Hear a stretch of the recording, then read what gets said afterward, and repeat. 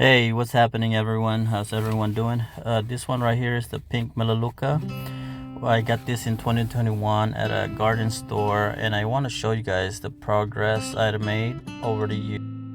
It's a moderately fast growing, and it could be a large shrub or a small tree that can grow to 20 feet tall and 12 feet wide with bark that is thick and spongy. It peels off in broad strips. The branches become twisted over time, like kind of like a sculptural form. They produce these lavender to rose pink pompon like bottle brush style flowers appear in tight round during summer or actually in spring also. It's a very hardy tree that can tolerate up to 20 degrees Fahrenheit, and I live in a zone 10A, so we have a Mediterranean type of weather here in the Bay Area, California. It can tolerate poor soil. It can be trimmed and to expose the interesting bark and branch structure.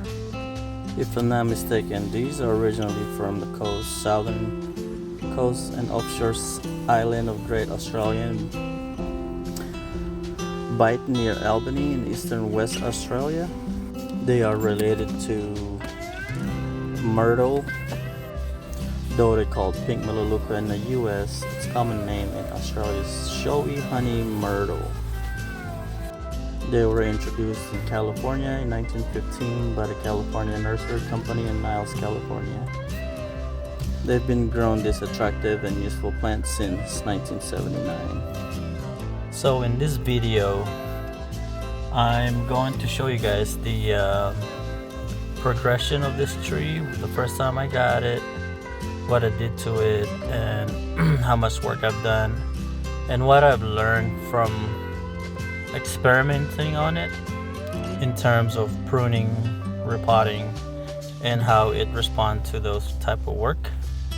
So this is the first time, the initial work that I did to it. I just pruned it back.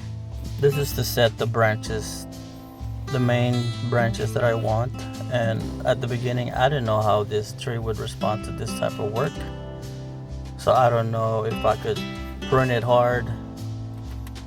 And in this right here, I wanted more space in between the trunk and give it a little bit more movement on the main trunk that's gonna go up. And so I ran a wire up there. This is probably like a 6 or 5 gauge aluminum wire. And after the pruning, this is how it looked. It responded very well 6 months later. It was very good response to what type of work I did. And I was very happy, excited. So I also potted up in this bigger 5-gallon pot. I slip potted it. So this time I trimmed it again just to get the pads going. This is the look that it has after the pruning. This is the second time pruning, and I wanted to get all the shape of the pads. And after that, 6 months later, it shot up a lot of new shoots. And this time around, I know it's fully recovered and healthy, so I wanted to repot and work on the roots. January of 2023, very early spring, and I want to do some root work and initially potted in this bonsai blue glazed ceramic pot. I wanted to make sure how it looks. I wanted to look at all the angles, how the tree would look into this glazed pot, and I think I like it, and so I went ahead and pulled the trigger. That's how it looks in that 4 or 5 gallons pot, and that's how the trunk looked now at this time.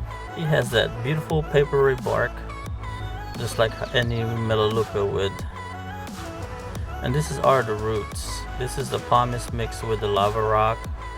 I just uppotted it. It's called a slip pot.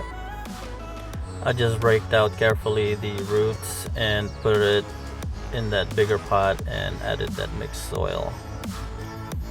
So this tree, it likes porous soil. That's how this tree have its trunk at this time around. Look at all that nice healthy roots going around in circles. So I had to cut it into shape to make sure it will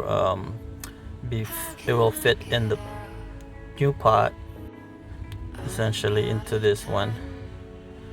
And yeah, and so I did, and that's how it looks on this new pot. Very, very beautiful. I love it. And so I went ahead also and started trimming. And these are the pot pads that I've been developing for that first year. And I ran some wires on there just to give it more older look on that tree, to drop the branches down. And that blue glazed pot just popping, vibrant look, and it gives it the tree a better aesthetic look. And so as I'm rotating this here, and I already, like I said, those initial pruning at the first time, I've initially wired and set the branches I wanted to keep. Now right here, I'm just trying to develop the pads. The only thing here is I could have went a little shorter on the pruning, but that's just how it is when the first time working with a new material. And this is 6 months later again, and now the tree started to grow a little slower since I potted it in the smaller pot. It happens when you put a material into a smaller pot, get more control on the growth of the roots. That's Katsu in the back. He's helping me here at this time. He's telling me, cut this one. So yeah, this is it has, like I said, it responds very well to pruning. I suggest you guys grab one of these trees because they're very fun to work with. I'm a beginner, and I think this is like a good tree for beginners. This time I'm doing like little clips every time I prune on the pads area, on the area where the pads are, and showing you how much work is being cut right here. And yeah, look at all those shoots that I cut out. I was cutting here not as aggressive as I should have, but I'll tell you that a little bit more about that later, why I should have. Yep, that's how much I did cut on those branches. Let's give it a little spin here to show you. Look at all those pads that are developing. So every time I cut and prune, it's in between the nodes, and this tree would send out new shoots into those leftover leaves in between. And this is in March now, this year, 2024, and it's shot up again, new branches. So I'm gonna have to prune this guy just to keep it clean, and this time around I'm going to prune it very aggressively to really do a major cut back all the way to its second node. And I want the branches to split into two, so any branches that I see in there, I will be cutting it if there are three, just to leave two branches growing out. And so 2 would create 4, and 4 would create 8, and so on. Very healthy. So this is the new shoots from that cut that I made 6 months ago, and I'll be cutting it into those second nodes. See that 3 branch right there? I'm going to prune it back down into the second node, and I'm leaving only 2 branches only also. After a couple of years of working on this tree, I have figured out how it behaves. These are the tools I'm going to be using: concave, gin plier, shears, and narrow scissor. So this one right here in this part, I'm actually going to clean like the inner branches, just removing some of those leaves, the old leaves. This is to make it cleaner, easier to work around, and so that way I can see and have a better look on which branch I'm cutting. I'm going to do this all around the tree.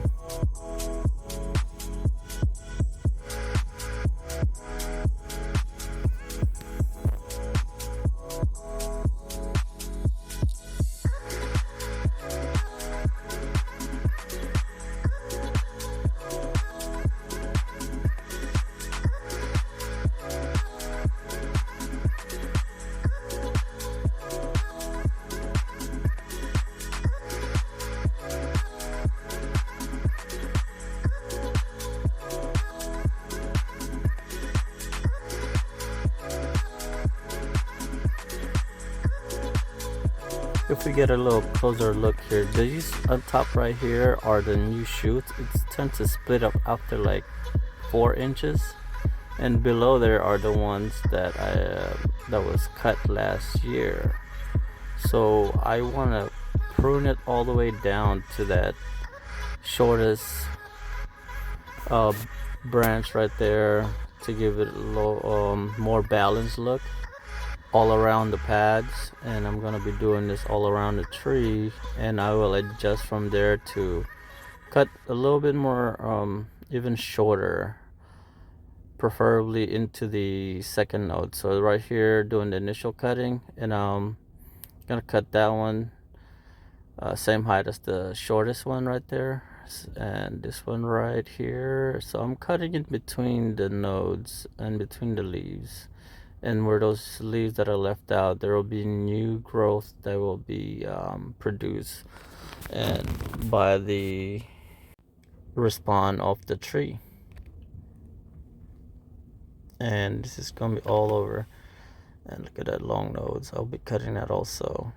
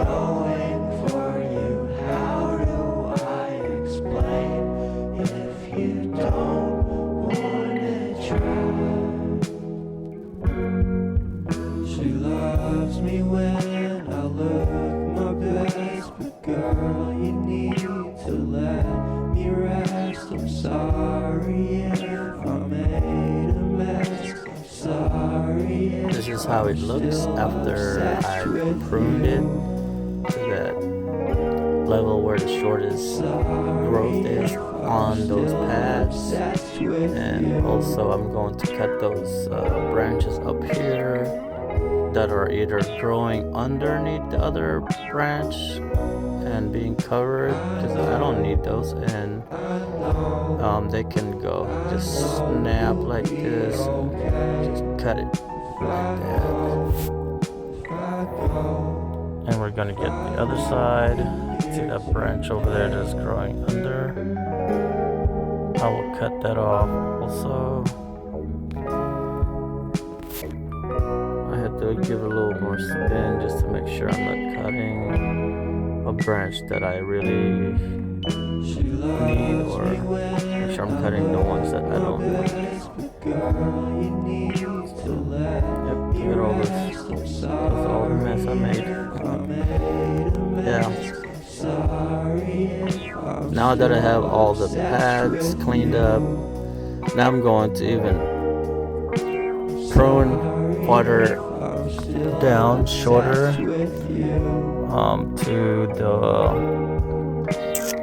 second node of the branches where the leaves are, and cutting off all the third branch that I'll need, because I want only 2 branches on there. And this is how it looks, a lot cleaner, more air can go through between the branches, and this way when it grows new shoot, it will be a lot more ramified and closer to where the branch I want, and so it can have a better aesthetic look on those pads that I'm developing. But look at all those long branches. It's just because I was cutting them longer than I should have been. But keep it in mind, I didn't know what to do and how this tree would react to pruning. But after 3 years of playing with this tree, I kind of figured out how it would react and respond to the work. And that leader right there is giving me an issue what to do. I think I'm gonna wire it. When wiring a branch, the best way to make sure that you're applying the right wire for the branch that you're bending is to grab a wire up to the gauge that you think you need and straighten it out and put it next to the branch that you're bending, and if it's able to move it or kind of like push it, then that's the right gauge that needs to be used in that wire. This way you won't be using a smaller wire, and you're gonna need to run another smaller wire to create that bend. So you just place it right next to it and kind of push it like that, and this wire right here is able to move it. So this is the proper wire that needed to use. So that's how it looks before wiring, and that's how the branches look like after all the cleaning that I did and pruning. And after wiring, I just put a little movement into the leader and just bend it down, and these are different angles so you guys can see how the back look. And yeah, I'm very happy. And now I'm just waiting for the tree to set a new growth, and I will be updating you guys. Thank you for watching.